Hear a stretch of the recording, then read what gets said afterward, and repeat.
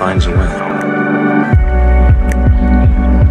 Hey Clatts, today I'm going to be doing a little video on explaining what a kibbutz is. So kibbutz comes from the Hebrew word lekavets, which means kind of like gather or cluster up. It's a communal thing where people live in kind of a self-sustaining environment. It's not a city, it's not a town, it's not a village, it's something in between, and it's found uniquely only in Israel. So a lot of them are based around agriculture and farming, and you can see they're really kind of modest living in small houses. Everybody in the kibbutz itself has their own job. So some people are farmers, some people are teachers, some people take care of the animals. So one of the coolest things about kibbutzes is their size.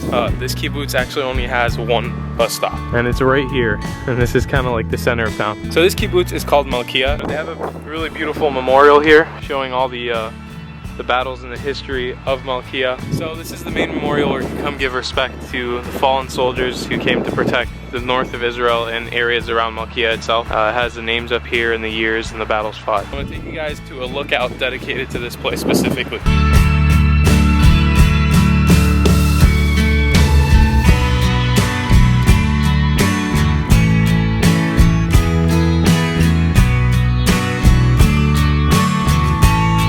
The coolest thing in my opinion is the fact that everybody in the kibbutz usually knows each other, and it's kind of a family feel. It's not something you get living in a city like Miami. So here we are at the main lookout, and it is absolutely gorgeous.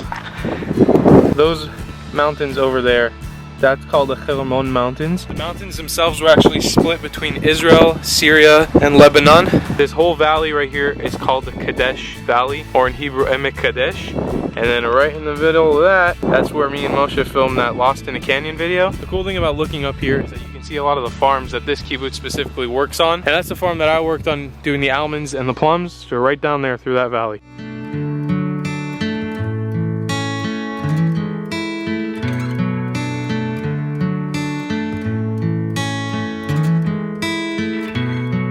Another thing I forgot to mention, this is the emblem for the IDF, or the Israeli Defense Force. And then this word reads in Hebrew, iskol, which means remember. And this is another one of those monuments for memory of fallen soldiers. You got horses up here, and they do like little horse rides. It's pretty cool. So now what I'm going to show you guys is the market. So all they have is one little market called the Kalbo, and that's where they get all their stuff. And if they need anything else, they got to drive to the closest city. There we go, that sign says Kalbo. And this is a little market.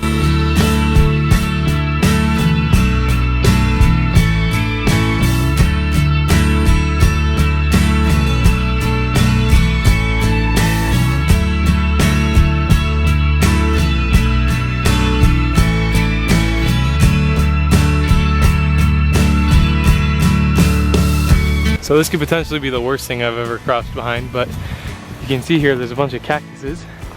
And over here, these are little cactus fruit, in Hebrew called Soulless.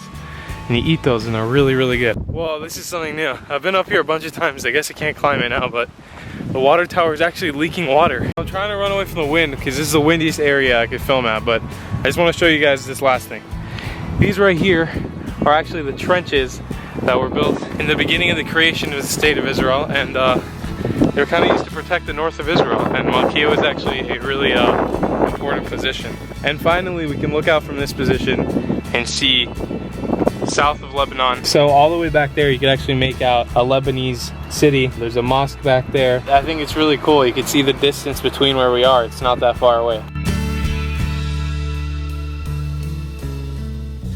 This is really one of those things you can only find in Israel. Kibbutz it's really special. As a kid, my dad lived and worked on a kibbutz. I came this week to kind of try it out also because I live in America. I don't really have access to one. So there's a little taste of Israel for you. I love you long time, Clatts. Later, into the thorny bushes. This was a terrible idea. Holy crap, that hurts. Consequences of being an idiot. Oh.